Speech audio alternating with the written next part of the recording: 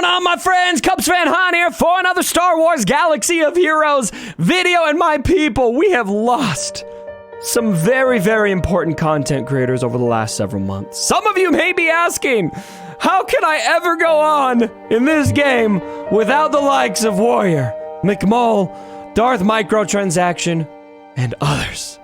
But, my friends, happy to say, some of them are actually coming back to this game. I am super excited in this video to interview two of these creators who have decided that they are now going to come back to Star Wars Galaxy of Heroes. The one, the only Darth Microtransaction here at the beginning, and McMole2 here at the end. And so, we're going to ask them some questions. They're going to give raw, unfiltered answers on why they left the game, why they're coming back, and what they have learned from the process. And so, my friends, without any further ado, let's get right into the interview with Darth Microtransaction. We got Darth Microtransaction joining us. What is going on, Hey-o. Darth Micro? Oh, you know how it is. Another day out here in the galaxy. In Alaska. I gotta say, man, I was so pumped. I was on a video live when I found out you were thinking about coming back to Galaxy of Heroes. I just want to say, welcome back. I was talking to Urs, and I was like, really? I'm so excited to have you back. I've dropped the little bit of info I'm thinking about, yeah. Okay, right on. So we're going to ask you some questions. Again, I asked these same questions to McMole. In the first half of this video, we'll ask the same questions to you. So I just want to ask you, and you probably covered this in a video already, but what made you decide to leave initially? So initially, I was feeling two things. One is the slow, gradual death and decline of every mobile game that happens. Yeah. So, like, you know, every mobile game is eventually going to get to the point where you start to feel that it's on the decline instead of the incline. And it never feels good to play a popular game with other people, knowing that it's going down, not going up while you're spending money. So that's like a depressing feeling. That didn't help. And then on top of it, I felt like the majority of the updates were updates for capital games, not for the game. It's like we're gonna update. We're gonna have to push this out first because this is the one that, even though we can probably make an argument it's content, this is the one that will make us the most money. And while I understand that's literally what a business does, like that's the point of a business. Unfortunately, at some point it can deter the enjoyment of the game, and that's what happened for me. I started losing the enjoyment enough to the point where it outweighed like basically the business success of it. And then I did a little bit of like analytic work, and then I was seeing that there was a lot of money going into marketing on the Raid Challenge and side of things, and I kind of like saw that little bit of a bubble coming, so I hopped on that train and peaced out. Okay, so now you said you're thinking about coming back, or you're coming back? I was gonna come back on this shard, but I ran out of time. My biggest issue is trying to get the IRL time, because I think out of all of the mobile games I'm currently playing, Star Wars Galaxy of Heroes would actually take the longest. Raid Shadow Legends, you can auto-click quite a good portion of it. You can do it overnight. You just stack energy, auto-click it. And so that way you don't actually have to play the game. Plus, you can, the streaming, it's really easy. There's a lot of easy things to stream there. And then this other game I'm playing, Calibrio Crystal Guardians, is like another gacha game too, in the same style where you don't really have to collect fragments. So the only game that really has this farming technique for characters where you have to like farm and collect the characters, and so it has this really kind of bad feeling of slowly collecting a character. Those is like Star Wars, Marvel Strike Force, Dragon Champions, like fragment collector type games. Interesting. And they take more time than I believe the business side of things is going to allow. That's kind of what I'm saying. So you're just waiting for the shard timing to hit right, and then you will come back, is what your plan is? I think so. The reason I'm saying I think is because the plan is, if I come back, I'm going to do it as a production persona. So I'm going to wear a mask the whole time, and I would do a little bit of I will finish. You're gonna wear like a mask and everything, right? I'll come back as Darth Cthulhu because I have a mask and everything for it. So like, that's really interesting. I would make a new account, new shard, and spend like $1,000 the first day, and just try to make it Darth Cthulhu and just have it as the entire point. On your Darth Microtransaction channel, though, or are you gonna start a new channel? This one would probably go on the Darth Microtransaction because people are already familiar with me and Star Wars. Okay, yeah, that's probably a good idea. All right, so I asked this to McMole2. I want to see if it's the same for you. I have a feeling you might give a different answer, but do you feel like leaving and then now coming back, do you feel like that's a bit of a swallowing your pride move, or are you just totally just chill with it? Well, I think yes and no. I think that one, I don't think I was wrong when I left the game. Like I don't believe, maybe that's some pride, sure, but like I don't believe when I said the game is dying, I was wrong, because I do think it's dying. I do think that maybe I was a little hasty. I would say I was probably wrong on Relics. I think Relics I thought was going to neuter the game a lot quicker than it did, and it seemed like most people seem to be okay with Relics now that kind of, now that we've lived into them, yeah, I think a lot of people are starting to be quite okay with them. Yeah. Right. So that's what it seems. It seems, once that's settled, people are kind of okay with it. So, maybe I missed the guess on that one. To be honest, I think we're all kind of on the same page at that point with Relics. And it just seemed like another monetization gate. And there was another part that kind of catered into my decision here too, which is at the time of content production for Star Wars Galaxy of Heroes, I didn't really have any money to spend at all. I was a broke boy. And even though I spent $4,000 on the game, I had done that through basically primarily donations and really smart purchasing and good gameplay. I was an elitist in that game. Whereas these other games, I play a different role of content production. And Joymap spent $14,000 on Raid, for an example.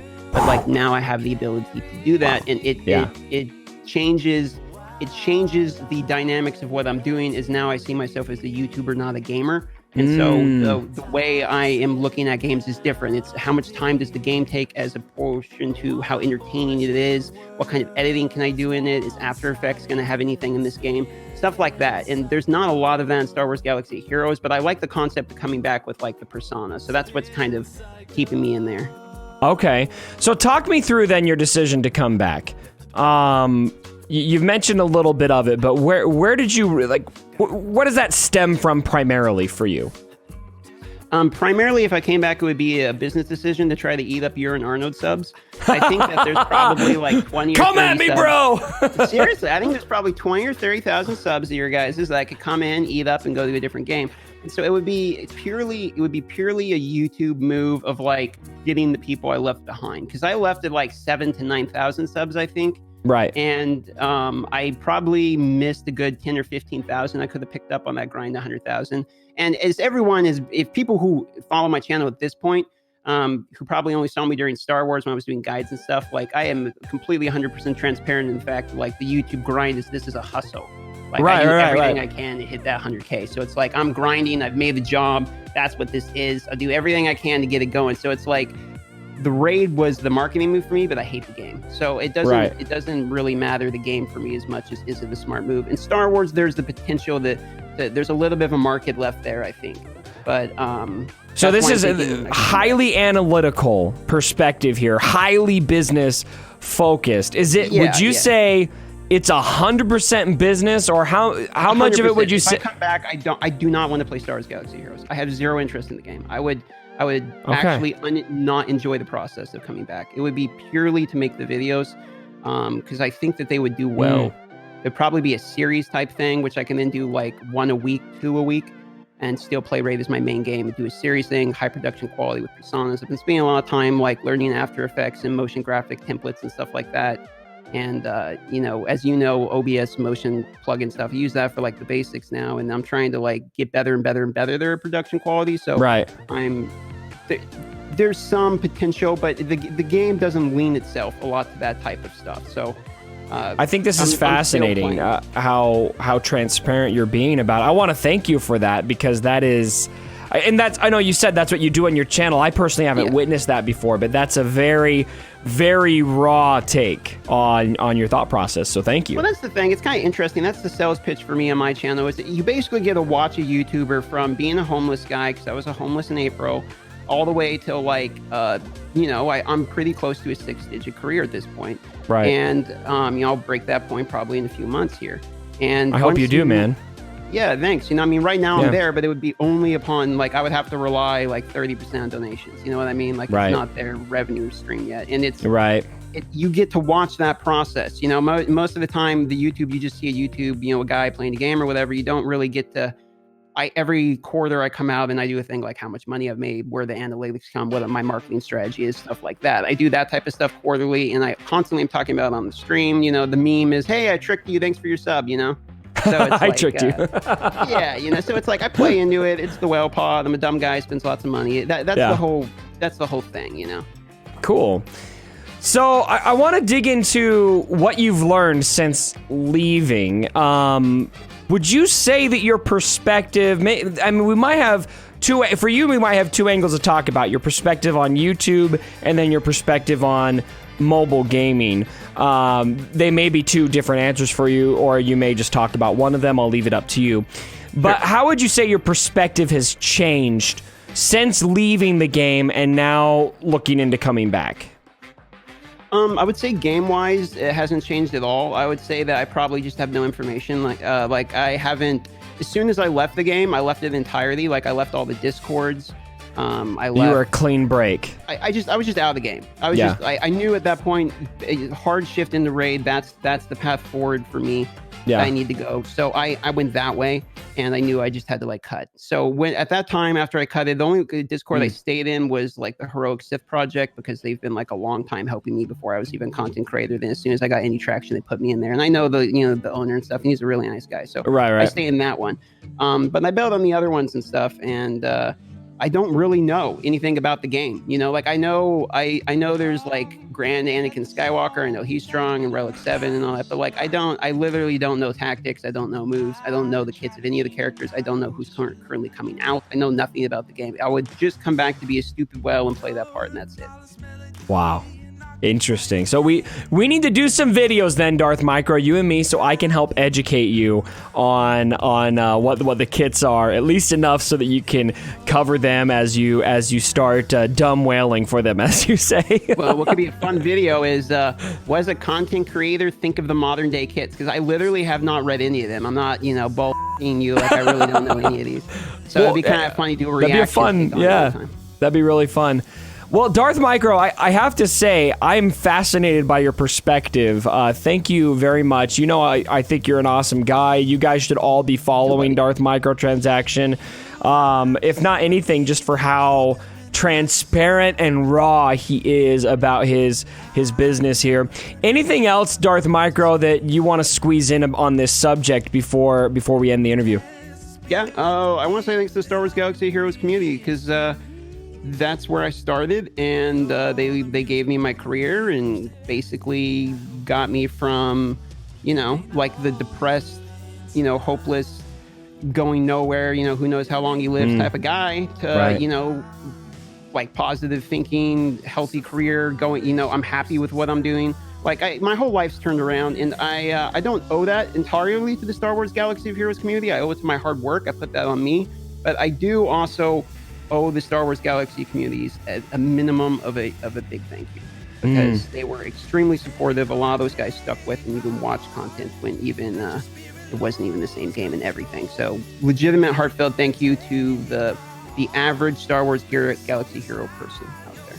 Well, I'm glad you called that out, because I do feel like this community is very special. And I know that there's a lot of people that I have met here that I would consider lifetime friends. And I think you're great, Micro. I think that I've also heard, I know that you and Mobile Gamer have become really good friends, and he's been really influential to you. So I'm glad to hear that the community's helped you, because it's helped me too. Man, I always say it when people say it, it's like mobile, as far as I'm aware, Mobile Gamer literally saved my life. Like, that's how I see it. I had a bad day. Bad stuff happened. People follow me know I've had a bad year. Right. And yeah, I mean, I'm not going to say a lot about it, but I think Mobile Gamer, I will endlessly defend that man, because he's probably like the most real nicest guy I've ever met. I feel the same way. I wouldn't say he saved my life in the same way that like what you're talking about, right. But every time I meet Mobile Gamer, I just feel better about he's one of those people that just makes you feel so good about yourself. He's such a genuine person. And so, yeah, I completely agree. Completely agree. So, all right. Well, moral of the story, the community's awesome, and Mobile Gamer is really awesome. And Urza, we love Urza. Yeah, and Urza. We love Urza too. So, all right. Hey, Micro, thank you so much for coming on for this. On behalf of the whole community, welcome back. Hopefully, I'm going to push you towards making this decision final, and hopefully we'll be making a lot more videos. So thanks again for joining me, Micro. And as always, my brother. I'm actually not ending the video right now. Oh, no. We got to go to McMole next. Oh, I see. Okay. So, and as always, don't forget McMole's next. Okay. All right, I hope you guys enjoyed the interview with Darth Microtransaction. Let's get right into the interview with McMole2. What's going on, McMole? What is going on, Cubs fan Han? How is it going? Dude, it's good, man. And I gotta be honest, when you left the game, I thought you were toast. I did not expect you to come back. And so I gotta say, as somebody that I watched before I even started making videos, I'm glad to have you back, man. Thanks, man. It is good to be back. Good, good. Okay, so we're gonna ask some nitty-gritty questions here, all right? Special thanks to my patrons. I put them in the hot seat. They came up with some of these questions as well. But the first obvious question, you could probably summarize this or point somebody to a video, but why did you leave initially? What was the tipping point? The tipping point was the release of General Skywalker and the whole rollout with the Guild event tokens, and that just kind of pushed me over the edge. I was pretty annoyed. Like, everyone knows that clones are my favorite faction. Yeah. And then they're good now, dude. I know. I just got him up to 7 stars, thankfully. Okay. And yeah, I'm having fun with that. But yeah, like. So did you have somebody babysitting your account then? Is your account far behind now, or are you gonna be okay? No, someone had control of the account while I was gone. So you left that door open. That was your first mistake. Yeah, well that was something I said in my quitting video. Was I always said the door was open. Door's open. Okay. Yeah. Okay. And yeah, so you made the quit video. Mm-hmm. Did you feel like, so you decided to come back, and we'll talk about why here in a second, but once you made that decision, did you feel like it was a bit of a tuck your tail in between your legs, coming back, sucking up your man pride? Was that hard? What, coming back to Galaxy Heroes? Yeah, just from like a man, like, because I know, like a man pride standpoint. Did you feel like you had to suck up your pride a bit coming back? Yeah, definitely. Okay. All right. Are you getting over it? You doing okay? Oh, yeah, I'm fine now. You're fine now? All right. So let's talk about that decision to come back then. What led you to come back specifically? Ooh, there's many things that made me decide to come back. Mm-hmm. Yeah, I mean, part of it was that, honestly, going for, like, Dragon Champions, it wasn't really working as well as I thought. Yep. And so I kind of had to go spread out. I mean, I'm making plenty of money through that game. But yeah, I mean, the views were dropping off. The game's just not as popular as people were hoping it would be. It's not picking up like it was supposed to be. Right. So that was part of the reason to come back. But also, just kind of like, I realized that, you know, I'm still talking to plenty of people in the Galaxy Heroes community, interacting with people, having fun with them. And at the end of the day, I kind of miss, like, you know, playing the game with those people and having fun with them in that way. And yeah, I mean, that's one of the things about the Galaxy Heroes community is, like, it's special. And I think that's a really good point you just made, and that's kind of where I'm curious, and a question that my patrons and I wanted to ask you was, how much of the decision was business, and how much of it was personal, like community related? So you mentioned both here. You mentioned kind of the business angle of views weren't very good for Dragon Champions, but then there's also the community angle of missing playing with your friends. What would you give more weight to? What was more influential in your decision to come back?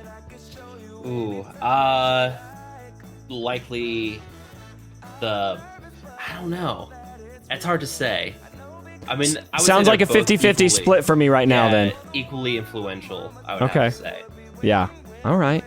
Okay, well, I'm sure the community is glad to have you back as well. Now, before when you played the game, I want to talk about what you've learned and how you've maybe changed because of this.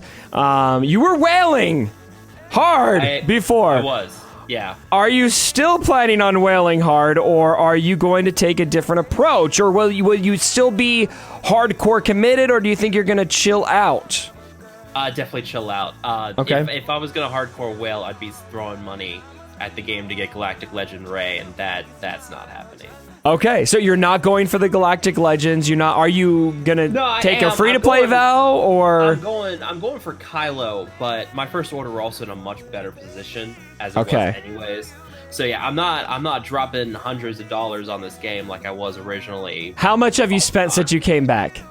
Ooh, let's see. Be honest. No. I'd say a vault. Oh, you're wailing again.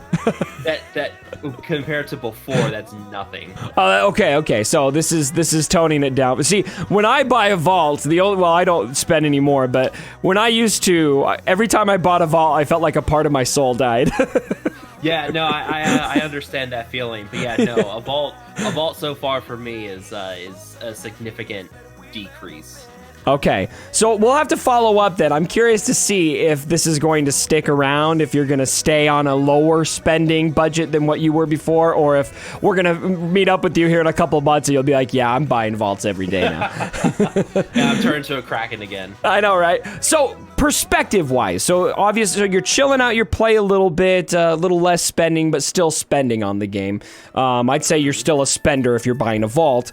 But perspective-wise, leaving the game and coming back, how would you say your perspective changed on Galaxy of Heroes, on either the game, the devs, anything dealing with it? What do you think changed? Honestly, I don't think my perspective of the developers have changed at all. I've been watching that. That's fair. From far away the whole time.